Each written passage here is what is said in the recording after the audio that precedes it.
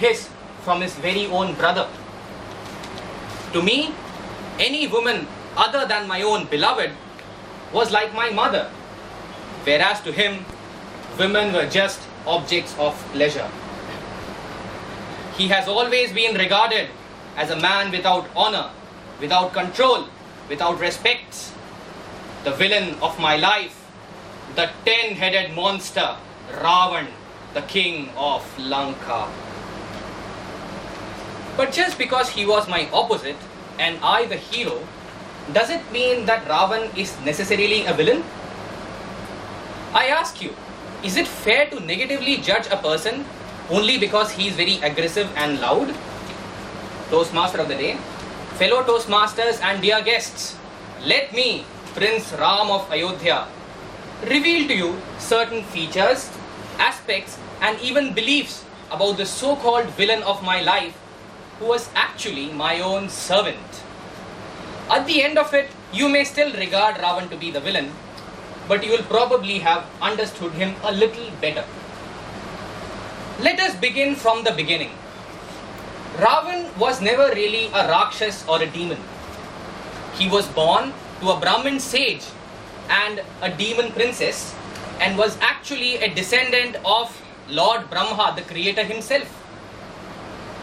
One of the most prolific features of Ravan are his 10 heads. But remember, in mythology, things never are necessarily as they seem to be.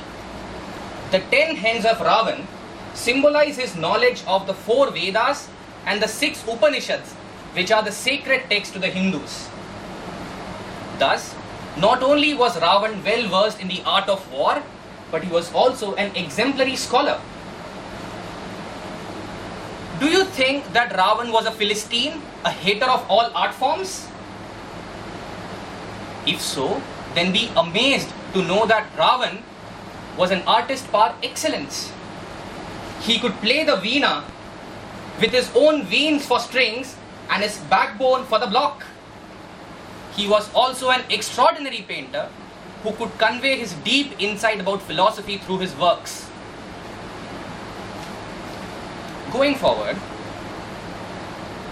Ravan before his death was considered to be or was regarded as the emperor of the entire world. He was considered to be the emperor of the heaven, the earth and the underworld, and he was dominating all human and divine forms. So much so that he could even control the rising and the setting of the sun. He ruled Lanka in a way that it never had been and that it never would again be. He had transformed a mere Lanka into a Swarna Lanka or a golden Lanka. Now I ask you, what do you think was my last interaction with Ravan? Was it that of me killing him? No. At his deathbed, I sat beside his feet. I accepted him as my teacher and learned from him precious lessons of kingship, which would otherwise have been lost with him. This is because I always considered Ravan to be one of the most able administrators ever. From his deeds, it may seem to us that Ravan never respected or feared anybody. But it is here I wish to mention that Ravan was probably one of the greatest devotees of Lord Shiva, the destroyer. Once, Ravan had attempted to lift the Mount Kailash, which is the abode of Lord Shiva. However, he was immediately pinned down by the Lord. Upon realizing whom he had offended, Ravan immediately composed songs and sang in the praise of the Lord for many years until he was released. It is here after this that Ravan was called so. The name Ravan literally means the one with a thundering roar. Now, let us try to consider this. If Ravan was such an extraordinary personality, what undid him? What was the reason that he perished so badly? There was only one, his own ego.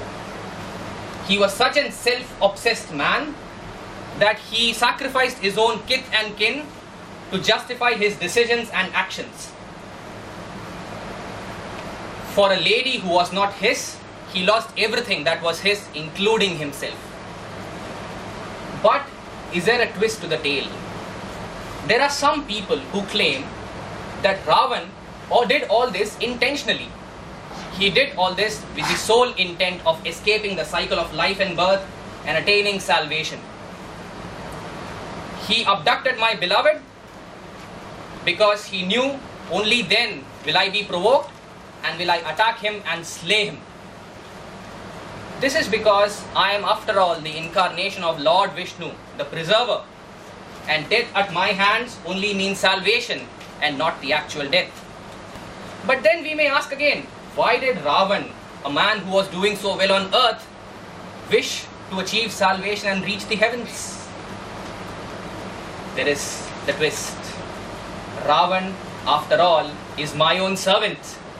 Ravan is the incarnation of one of my servants, Jaya. Jaya is a doorkeeper of my heavenly abode, the Vaikunt. However, a curse by some sages saw to it that Jaya and his brother Vijaya had to come on earth, had to be born on earth as my enemies, and salvation could be attained only by my interference, only by death at my hands. This was a story of my so-called enemy. Now I hope you appreciate why I was hesitant in calling him Ravan, my enemy. This is because he was simply all that I was not, and nothing else. If there is one message we all wish to learn from this story, then let it be this: let never our ego conquer ourselves.